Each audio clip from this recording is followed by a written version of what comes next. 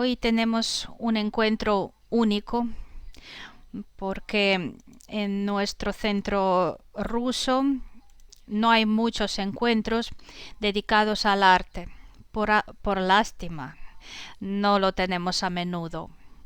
Pero hoy sí empezamos esta tradición de encuentros dedicados al arte ruso y lo empezamos con un gesto bien importante, con el encuentro con Irina Shumanova, comisaria de la exposición de Mikhail Vrubil, que ahora tiene lugar en Moscú.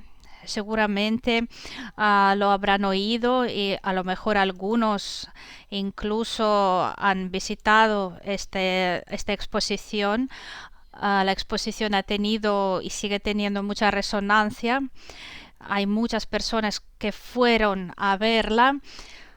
El nombre de Mikhail Vrubil es conocido para la cultura rusa y les presento a Irina Shumanova, que trabaja en la Galería Tretiakov y es tutora de la exposición, y hoy nos contará sobre Mikhail Vrubil, sobre su ideología, su sistema artístico.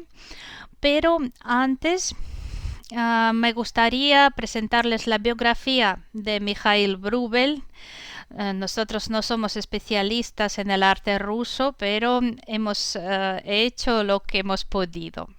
No nos juzguen mucho. Ahora yo voy a compartir mi pantalla y les voy a contar en breve la biografía de Mikhail Vrubil. Mikhail Vrubil nació el 17 de marzo de 1856 en la ciudad siberiana de Omsk. De niño era débil, enfermaba a menudo. Empezó a andar solo con la edad de 3 años. Con 10 años le empezó a atraer la música, el teatro y el dibujo. Sin embargo, y siguiendo el consejo de su padre, entró en la Facultad de Derecho de la Universidad de San Petersburgo. Estaba aficionado a la filosofía, el teatro, y su pasatiempo favorito era la creación de ilustraciones para libros. Una obra muy conocida de este periodo es la ilustración gráfica Encuentro de Ana Karenina con su hijo. Como a Vrubil no le gustaba estudiar Derecho, no pudo defender su tesis y fue expulsado después de 2 años de carrera. En sus años de estudiante, Mikhail Vrubil trabajó de tutor o maestro para niños de las familias acomodadas. Y así terminó en la familia de los propietarios de refinerías de azúcar Pampel, donde enseñó al hijo del dueño de la casa. Los Pampel apoyaron la pasión por el dibujo de Vrubil y lo presentaron a los estudiantes de la Academia de Bellas Artes, y Vrubil comenzó a asistir a clases nocturnas. En 1880 ingresó en la academia para completar sus estudios. Trabajó en los talleres de Pavel Chistiakov e Ilya Repin. Gracias a ello dominó las técnicas clásicas del dibujo y la pintura, la acuarela también, y también la técnica particular de Chistiakov, que le permitía reflejar el volumen sobre el lienzo, como si fuera un arquitecto. En otoño de 1883, Pavel Chistiakov recomendó a Vrubil al historiador de arte Adrián Prajov, que buscaba un artista para restaurar la antigua iglesia de San Cirilo en Kiev. Un año después, Vrubil se mudó a Kiev, donde se dedicó a la creación de bocetos para la restauración de frescos antiguos, así como a pintar nuevos murales para la iglesia. Allí pintó 4 iconos. En 1885, Mikhail Vrubil partió hacia Italia para estudiar pintura bizantina y tardorromana. En Rávena y Venecia conoció las vidrieras medievales, y los mosaicos de las iglesias italianas. Su viaje fue muy fructífero. Creó varios bocetos y acuarelas y también creó una composición de 100 figuras, Orfeo en el infierno, en solo una noche. En Venecia, Vrubil conoció a Dmitri Mendeliev, que le aconsejó pintar iconos no sobre el lienzo, sino sobre placas de zinc para protegerlos de la humedad. Durante el siguiente mes y medio, Vrubil creó 3 iconos usando este método: San Cirilo, San Atanasio y Cristo Salvador. Después de regresar de Italia, Bruegel se instaló nuevamente en Kiev. Pintó por encargo, participó en la restauración de la Catedral de San Vladimir y dio clases de dibujo. Fue entonces cuando aparecieron sus primeros bocetos relacionados con el tema del demonio. En 1889, Bruegel se mudó a Moscú, donde se asoció con famosos artistas como Ilya Repin, Iván Aivazovsky e Iván Shishkin para trabajar en las ilustraciones para las obras completas de Mikhail Lermontov. Entre ellas están los dibujos para el poema El demonio, ilustrado por Bruegel. Paralelamente, el pintor realizó un gran lienzo titulado El demonio sentado. Más tarde, el artista creó todo un ciclo demoníaco que incluía tanto dibujos como pinturas, así como esculturas. Durante este periodo, el artista desarrolló su estilo distintivo. Sus trazos comenzaron a parecerse a un mosaico. Posteriormente, Bruegel se mudó de Moscú a la finca Abramtsevo, entonces propiedad del famoso mecenas Sava Mamontov. Fue miembro del llamado Círculo Abramtsevo, donde participó en la elaboración del decorado para las óperas de Rimsky-Korsakov. También trabajó en las esculturas de yeso y paneles decorativos por encargo. A principios de 1896, Mikhail Bruegel conoció a su futura esposa, cantante de ópera Nadezhda Zabela. Le propuso matrimonio casi el mismo día. Isabela aceptó. En este momento, Bruegel pasaba por las dificultades económicas y empezó a aceptar encargos de diseño del vestuario teatral y los decorados. Al mismo tiempo, siguió pintando sobre temas fabulosos y mitológicos, la princesa Cisne, Pan y Bogatyr. En 1900, el artista recibió una medalla de oro en la Exposición Mundial de París por la chimenea de azulejos llamada Volga Sviatoslavich y Mikula Silianinovich, héroes guerreros del folclore ruso. Un año después nació su hijo. Nadezhda Zabela se vio obligada a abandonar la ópera y Mikhail Bruegel tuvo que mantener su familia solo. Todo ello repercutió en su estado de ánimo. Sufría insomnio, se volvió retraído y de mal genio. No me da tiempo de terminar leer la biografía de Bruegel y traduzco ya la charla de la señora Irina Shumanova. Es muy importante que ustedes ya sepan la biografía y a mí me gustaría mostrarles el método del pensamiento y del trabajo artístico de Bruegel. Vamos a hablar sobre esta exposición que está hecha según el principio musical, porque la exposición sigue los motivos, las directrices que desarrollan los temas principales de la creación de Bruegel, que son muy importantes, porque lo más importante en el pensamiento del pintor quiere mostrar que ningún tema termina, todos los temas siguen, se desarrollan y sufren transformaciones. Y nuestra exposición trata de hacer visualizar este método del pensamiento de Bruegel. Miren cómo está construido el espacio en esta exposición. Todas las obras están interrelacionadas. Todo se transforma. El espacio tiene ventanas que relacionan diferentes obras y diferentes temas. Y hoy vamos a hablar sobre el tema principal de su obra, son los demonios y los ángeles. Es el motivo principal de su obra.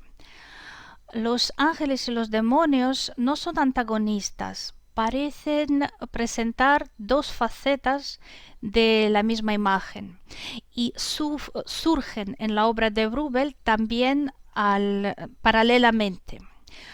Como ya se ha dicho, en el año 1885 Bruegel ante Wrubel se presenta una tarea muy interesante. Tiene que trabajar en la iglesia de San Cirilo en Kiev junto con los antiguos maestros pintores bizantinos. ¿Por qué? Porque tenía que restaurar los frescos antiguos bizantinos y a la vez tenía que pintar sus murales, sus frescos. Miren, aquí vemos la composición, el descendimiento del Espíritu Santo en los apóstoles. Entonces Wrubel sigue el canon, repite el estilo de los antiguos pintores, pero las caras son sus contemporáneos y incluso algunos de los pacientes de una clínica están representados aquí. Uno de los apóstoles, San Lucas, es el retrato del mismo Wrubel, es el autorretrato del pintor. Aquí ustedes ven los retratos de este periodo. Paralelamente, Wrubel pinta los iconos para el altar de la iglesia de San Cirilo. Y la imagen de la Virgen, igual,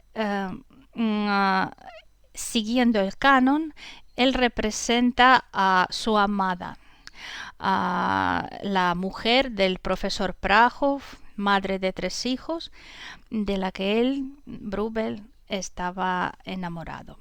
Y la sociedad de Kiev estaba indignada por este hecho. Aquí ustedes ven los esbozos, los dibujos que preparan la imagen de la Virgen. Y de ahí, de la imagen del retrato de la señora Prahova, luego estos ojos con éxtasis, luego viajan por toda la obra y se presentan en el retrato del demonio de Wrubel. Luego Wrubel recibe una tarea absolutamente extraordinaria. En la cúpula de la catedral de Santa Sofía, pintada por los antiguos pintores bizantinos, Wrubel tenía que restaurar a los arcángeles. Abajo ustedes ven al ángel de mosaicos antiguo bizantino y otros 3 ángeles están pintados al óleo por Wrubel. Y Wrubel pinta el mosaico. Él no solo representaba los trocitos del mosaico, sino hacía un modelo de cada trocito para que pareciera un trocito de esmalte. Era una imitación absolutamente perfecta. Y fue allí donde Wrubel aprendió esta técnica de pintar como mosaico. Y él aprendió a usar muchos tonos de oro, por ejemplo 30 tonos dorados, solo aquí están representados. Y esta técnica se hizo base del sistema pictórico de Mikhail Wrubel. De allí, de estos arcángeles de la cúpula de la catedral de Kiev, viene su manera pictórica. Paralelamente,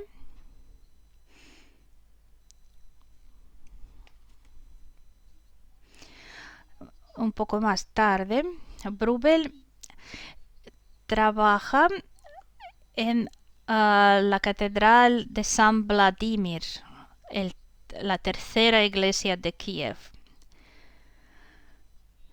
Estas pinturas ya son un poco diferentes. El profesor, historiador de arte, Prahov, decía que para enmarcar estos bocetos habría que construir una nueva catedral, una nueva iglesia. Pero justamente aquí aparece el primer ángel de Bruegel. Ustedes lo ven a la derecha, el así llamado ángel azul. Miren la cara del ángel. Esta cara se transforma luego en la cara del demonio de Bruegel.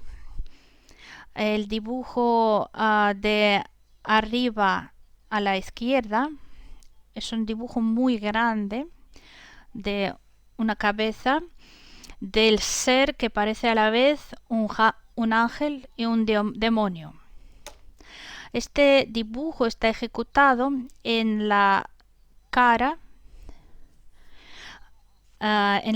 del esbozo para la pintura para la iglesia. Y primero se llamaba cara de un ángel, pero luego hemos visto que cara se parece mucho a la cara del demonio sentado. El demonio sentado está a la izquierda por debajo.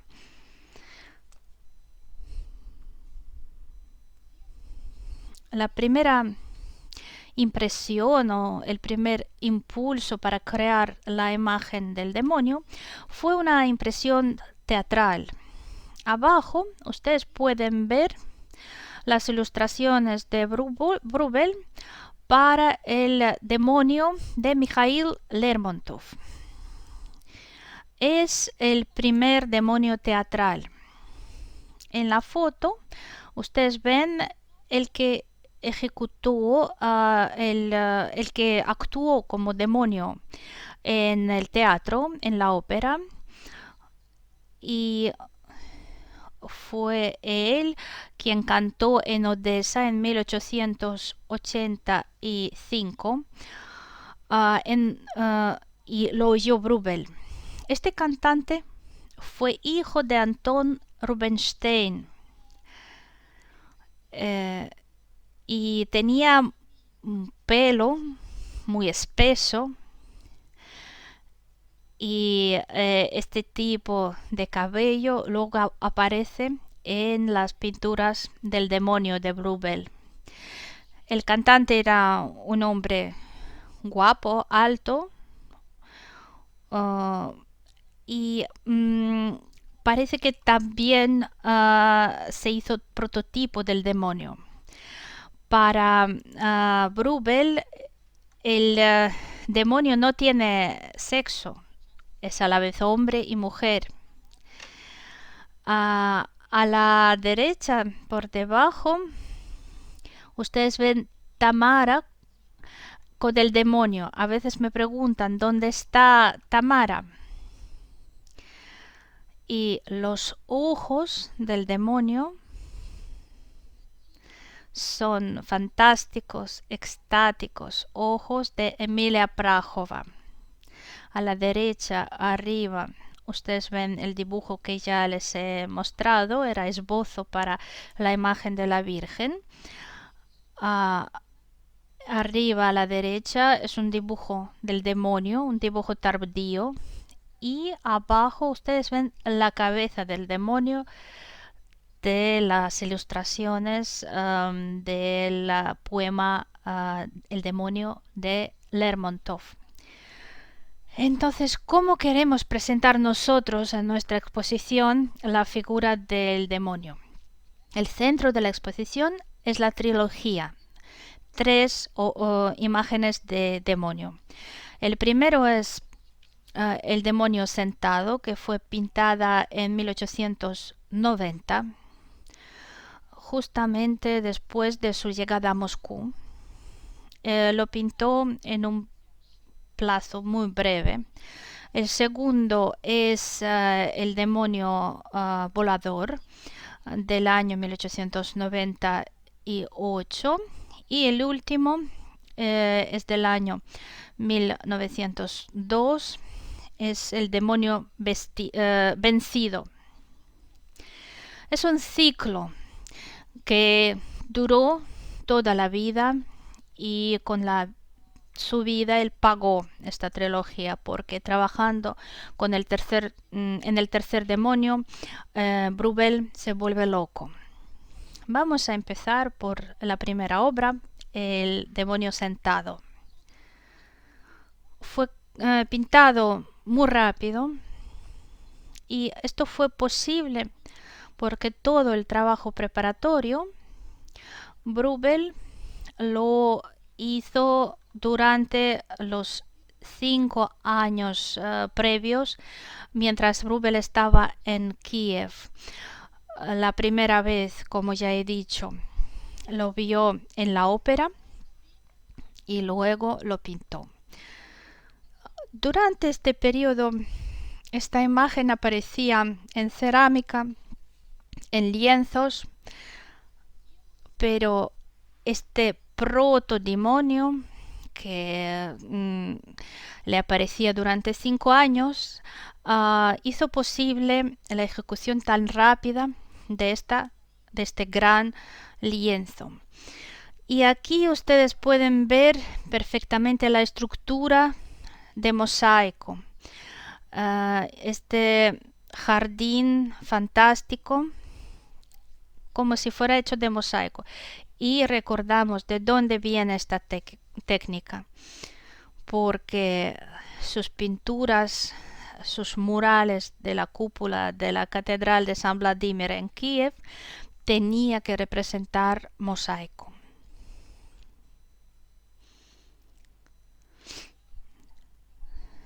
Si hablamos del demonio sentado, Bruegel decía que era solo el inicio del tema del demonio.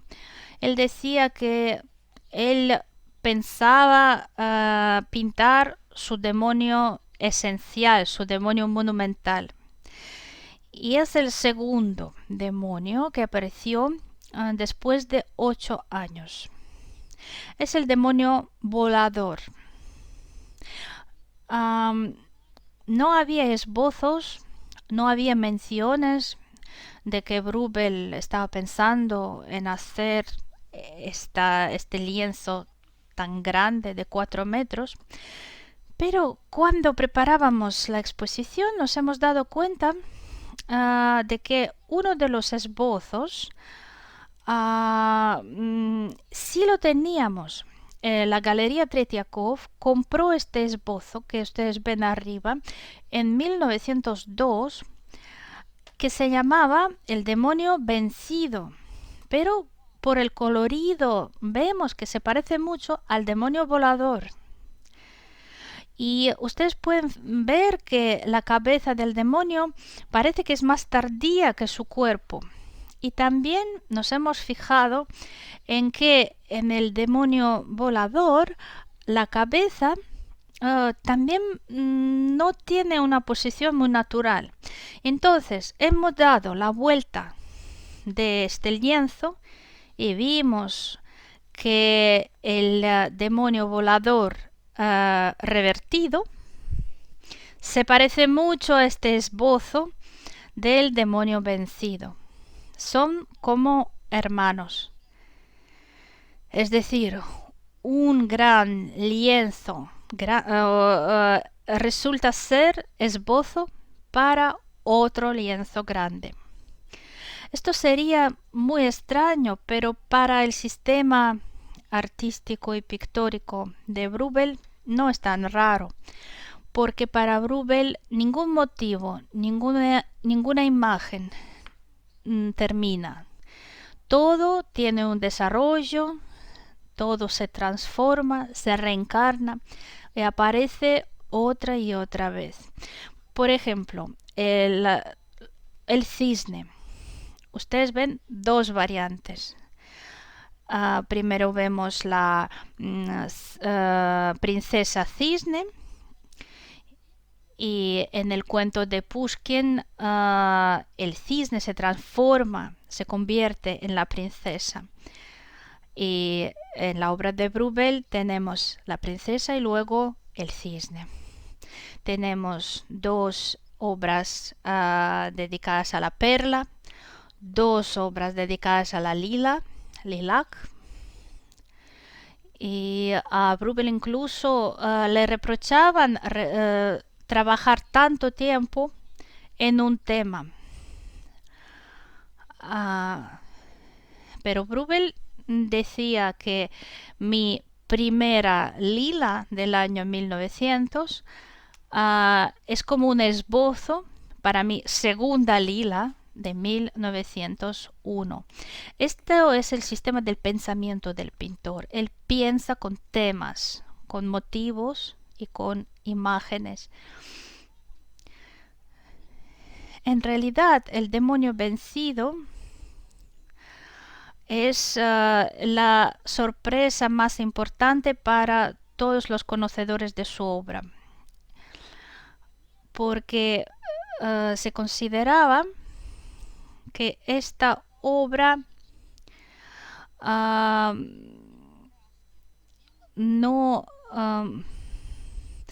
que esta obra perdió su brillo, porque Bruegel añadió a la pintura un polvo de bronce. Él lo hacía cuando trabajaba en la Catedral de Santa Sofía. También lo usaba cuando trabajaba en las mayólicas, seguramente en España. Ustedes saben perfectamente qué es la mayólica. Es una forma de cerámica que luego se cubría con polvos de bronce, luego se introducían en un horno y ya en el horno el polvo adquiría colores diferentes y matices diferentes. Y Bruegel añade estos colores, estos brillos, estos tonos a su obra El demonio. Luego incluso hubo opiniones que el brillo se perdió por reacción química, pero luego se dieron cuenta de que se trataba solo de la iluminación. Bruegel pintaba su obra en su taller muy pequeño, con una luz muy bien enfocada y muy fuerte. Pero cuando la obra fue trasladada a otro espacio, los tonos, el brillo se apagó y Bruegel, cuando lo vio, empezó a repintar su obra. Él trataba de devolver a su pintura el brillo y la belleza, y parece que el demonio se reía de él porque la pintura se transformaba y no era Bruegel el que era autor y propietario de esta obra, sino el demonio mismo se ríe de él. Y justamente cuando trabajaba en esta obra, Bruegel se vuelve loco. Es muy importante también para nosotros relacionar la sala donde están los demonios con otra obra que no parece ser relacionada con ello, pero en realidad sí. Pues en este caso estoy hablando de las lilas. El biógrafo de Bruegel, Jelevich, escribe que justamente en la lila Bruegel encontró este color, el color morado de la noche, como decía Alexander Bloch. Y vemos que esta unión del azul y morado, esto no se puede apreciar en una imagen, se puede ver solo en directo en la exposición. Pero resulta que el morado el violeta de la lila se consigue en primer lugar gracias al color azul. Y justamente esta composición, estos dos colores aparecen en la pintura, en la obra El demonio vencido. Porque en realidad esta obra fue pensada como retrato de su esposa Nadezhda Zabela, con el fondo de la lila, del arbusto, como en la foto. Pero cuando Wrubel empezó a trabajar en este lienzo, él lo llevó la belleza de la lila y él olvidó de que inicialmente lo pensaba como retrato de su mujer. Pero como siempre, de cualquier situación, Wrubel saca el efecto estético. Nosotros vemos un retrato inacabado, pero vemos un arbusto de lila en su esplendor. Miren qué raro es lo que pasa con la imagen de la mujer, Nadezhda Zabela. Ella está sentada en el banco, pero si miramos sus ojos, vemos los ojos del demonio, cuyo prototipo eran los ojos de Prahova. Y arriba, en la parte de arriba de este cuadro, vemos otra aparición. Es una cabeza de un hombre o del demonio. Los contemporáneos decían que era demonio. Los especialistas en arte ahora dicen que es como alma de la lila. Pero los contemporáneos de Wrubel veían claramente a la cabeza del demonio. Vasily Rozanov escribía que el tema del demonio encanta tanto a Wrubel que en cada obra suya aparece su imagen, como aquí él sale de este gran arbusto de lilac.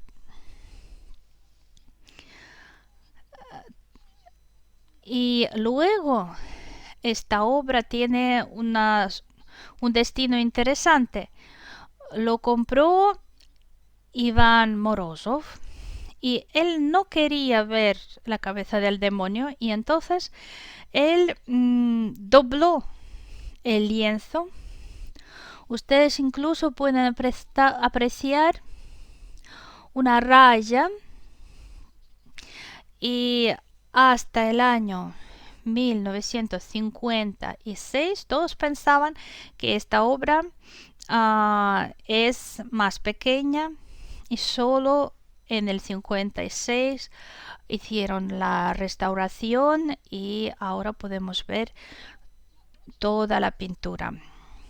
Ahora les voy a mostrar muy rápido los esbozos, las variantes intermedias que figuran como comentario para esta trilogía. No puedo decir que sean esbozos para una obra concreta. Arriba vemos el así llamado demonio de bolsillo. Wrubel llevaba siempre en el bolsillo un dibujo que hacía de referencia para él. Abajo ustedes pueden ver otro esbozo que Wrubel plegaba y trataba de estirar el cuerpo del demonio y encontrar proporciones exactas para lo que él quería conseguir. Aquí ustedes ven dos variantes intermedias entre el demonio volador y el demonio vencido.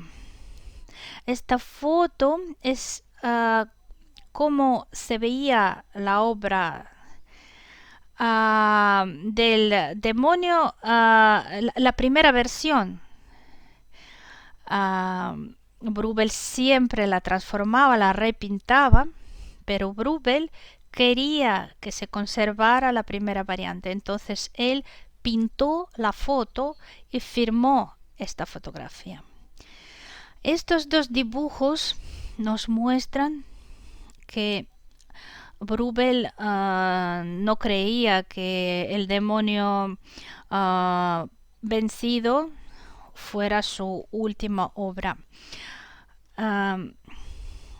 Aquí vemos una figura femenina que está dentro del mismo paisaje que el demonio. Esto confirma también este dibujo donde está representado el demonio, y Bruegel lo firma como demonio mágico. También son muy interesantes las ilustraciones de Bruegel para el poema de Lermontov, El demonio.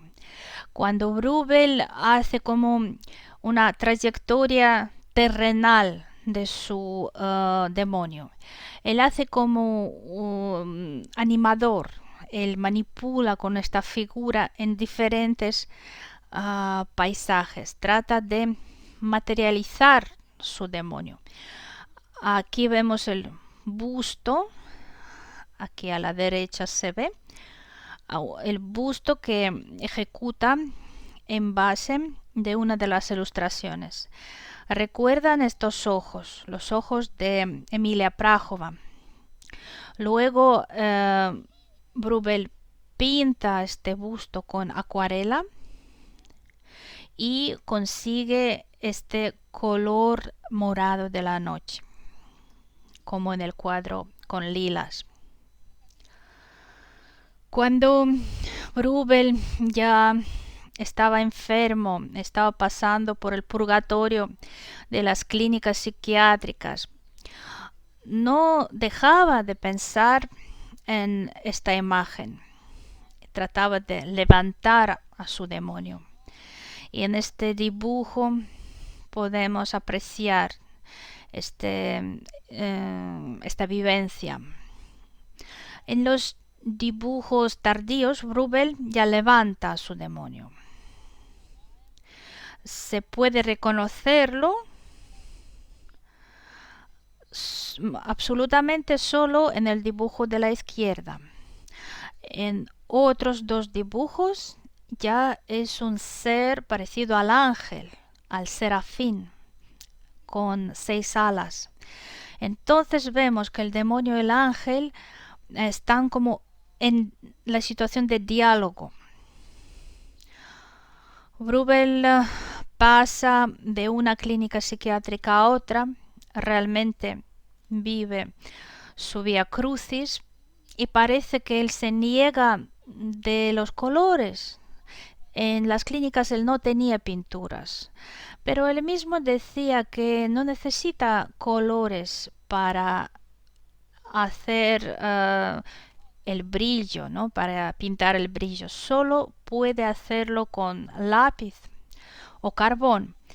Y entonces durante estos años Bruegel se sumerge en el mundo del lápiz, en el mundo blanco y negro. Aquí están los dibujos ejecutados en las clínicas, y los psiquiatras decían que su enfermedad, su locura, no solo era enfermedad, no solo era sufrimiento, sino una especie de libertad, de un pensamiento diferente. Voy a mostrarles bastante rápido estos dibujos. Es una serie fantástica que se llama Insomnio. Ropa de cama plegada.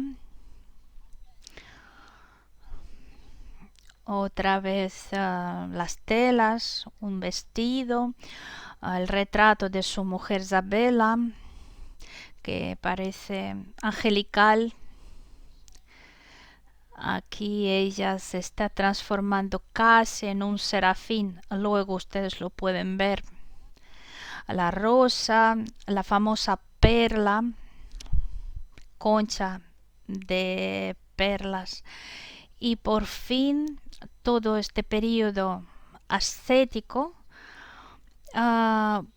parece ser preparación para sus últimos serafines de 6 alas, ya con colores. Esta es la última obra pictórica de Bruegel, que fue ejecutada en 1904, en una pausa entre 2 crisis de su enfermedad. Y los contemporáneos lo vieron como símbolo de del renacimiento de Bruegel. Y ustedes ven los atributos de Serafín, la espada, la serpiente y el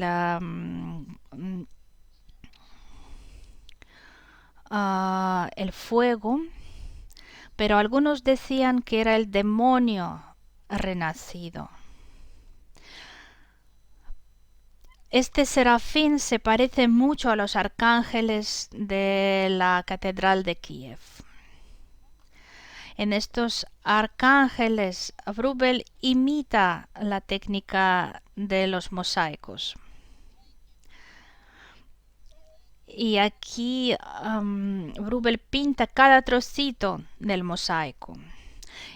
Sin embargo, en su última obra, El Serafín de 6 alas, Bruegel parece representar mosaicos, pero añade tonos vecinos en cada centímetro de esta obra fantástica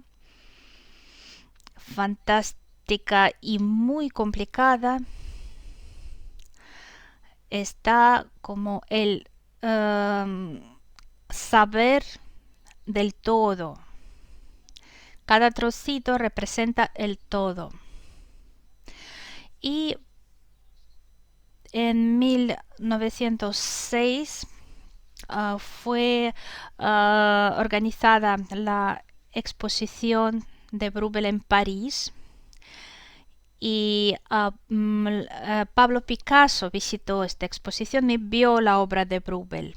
Y hoy para nosotros es muy importante no solo mostrarles que Bruegel pertenece a su época, sino que es un pintor que era precursor del siglo XX y que es un pintor, es un artista para todos los tiempos, que puede ser contemporáneo para todos. Con eso termino. Muchísimas gracias, Irina. Para mí es súper interesante y es un descubrimiento para mí. Sí, puedo contestar a las preguntas. ¿Alguien tiene preguntas?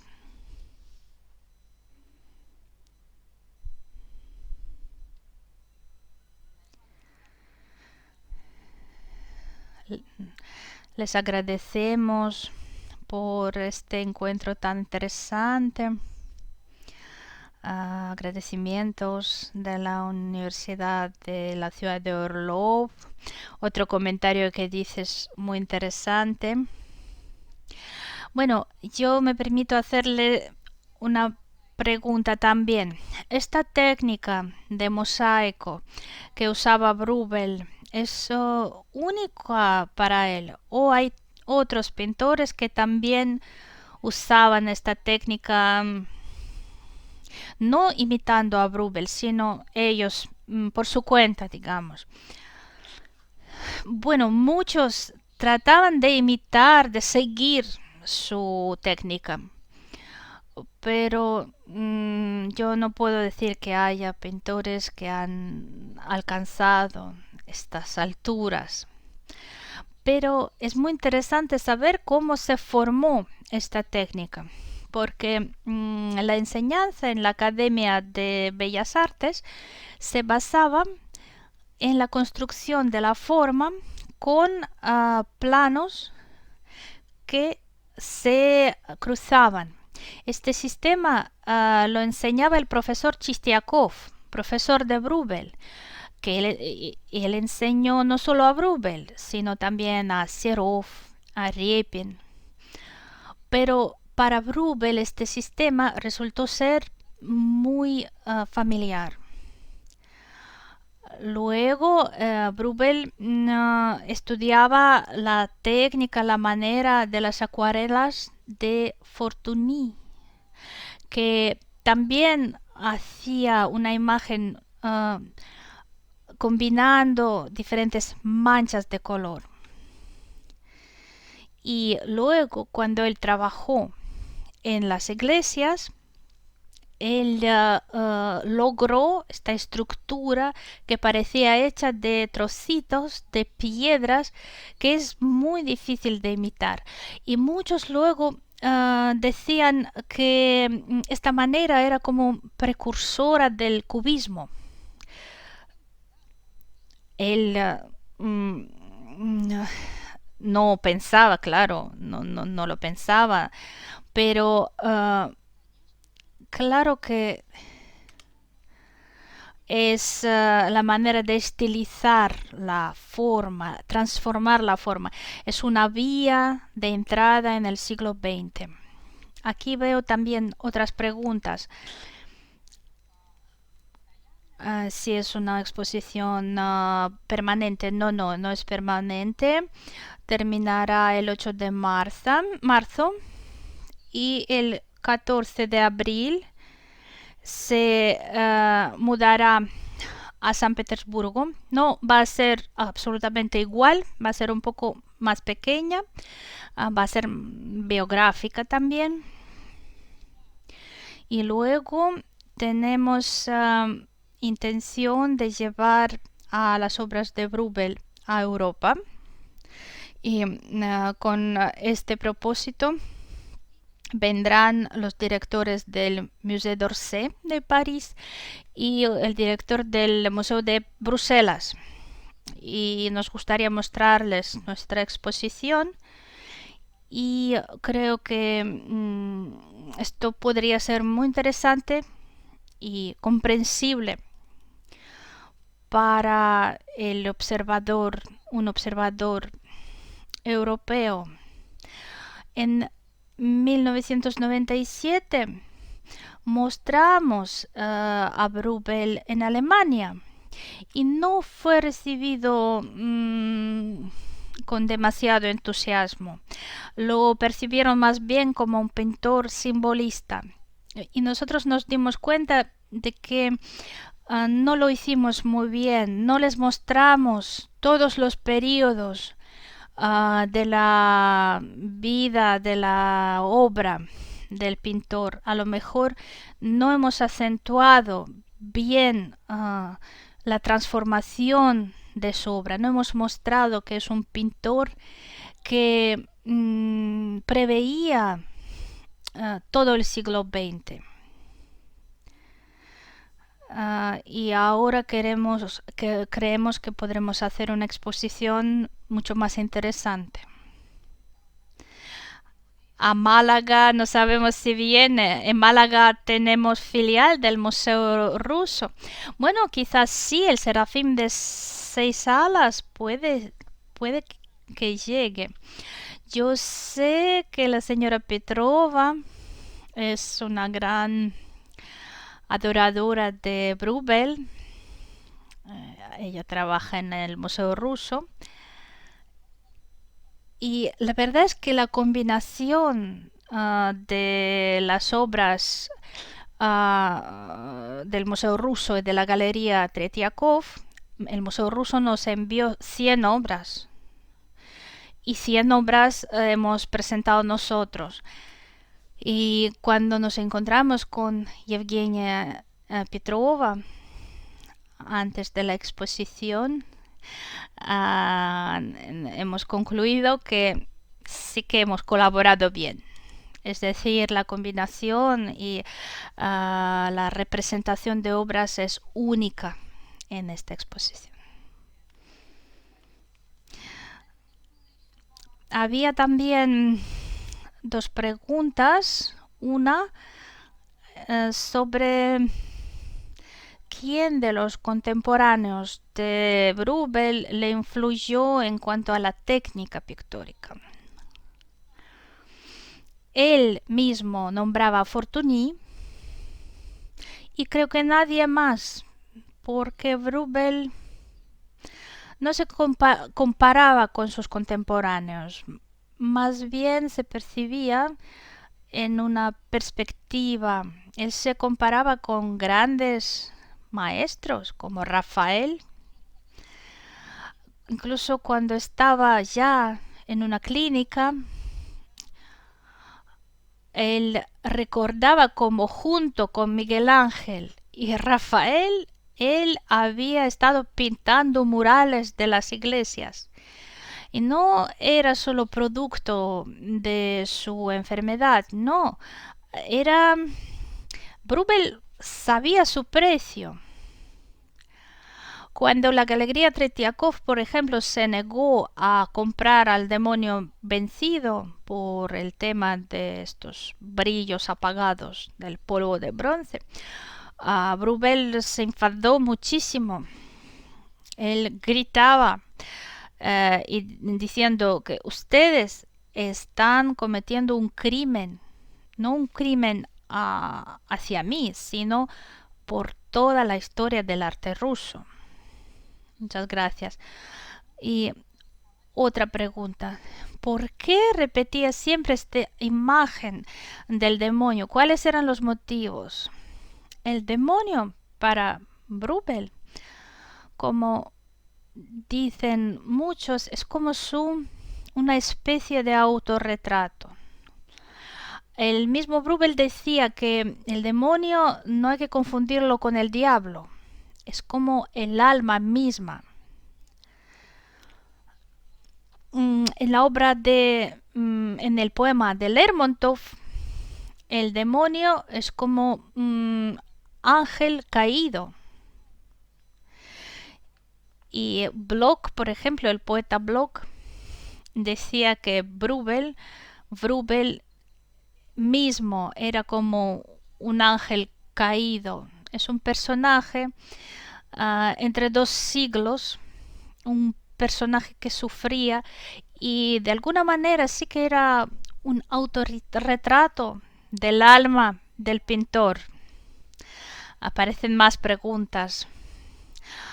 ¿Quién inventó esta idea del espacio de la exposición? Y si todas las obras de Bruegel no permiten la luz de arriba. Sí, es que Bruegel trabajaba normalmente con una luz muy bien enfocada, con una lámpara que estaba a 2 metros del lienzo. Su taller no era grande. La hermana de la esposa de Bruegel decía que con esta luz el demonio brillaba con diferentes tonos de oro y bronce. Había juego de luz y color. Y cuando nosotros vemos las obras de Bruegel en el Museo Ruso o en la Galería Tretiakov con una luz de arriba, una luz disipada, sus obras pierden color. Pero cuando enfocamos la luz como si fuera en un teatro, y hemos intentado que así fuera en nuestra exposición, las obras juegan. No en todas las obras hemos logrado esta luz. Por ejemplo, hay un cuadro que se llama Bogatyr. Bogatyr es un héroe del folclore ruso. Y yo creo que la luz no está muy bien lograda. Yo creo que la luz tenía que venir desde abajo. Es que es muy importante saber desde dónde estaba viendo el pintor su obra. Digamos, cómo veía él la luz.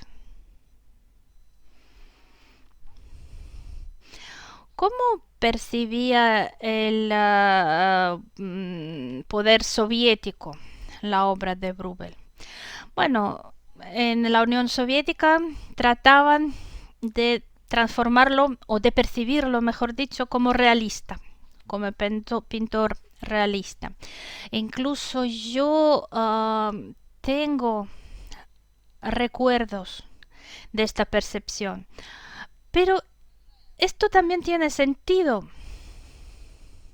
porque Bruegel en parte sí era realista, porque, por ejemplo, él representa una concha marina de una manera casi surrealista, pero representa cada detalle y de esta percepción absolutamente natural, él llegaba luego a una imagen, a una percepción abstracta y surrealista.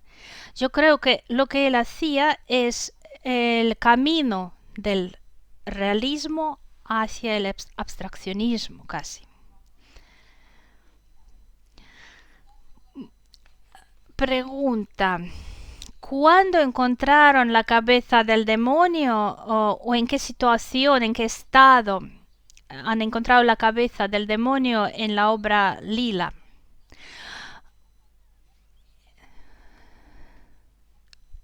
Es decir, primero todos veían la cabeza del demonio, pero luego cuando el propietario quiso doblar, plegar el lienzo, durante medio siglo nadie sabía, nadie veía la cabeza del demonio.